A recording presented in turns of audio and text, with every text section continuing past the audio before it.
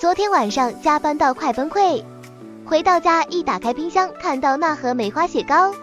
真的像在沙漠里看到绿洲一样感动。我挑了一只最像小花的咬下去，外层酸甜果香直接清醒我整个人，里面的奶香又像被云朵抱住一样温柔。吃到一半忍不住笑出来，太好吃太疗愈，就像你心情乱七八糟的时候，有人突然送你一束花，还附上一支冰淇淋，这种瞬间真的会想把这盒冰棒供起来每天膜拜。我现在每天回家第一件事就是开冰箱拿一支，冰进心里也融进心情。这不是甜点，这是下班后的救命仙丹，全网疯抢，仙女级梅花雪糕开支秒上瘾。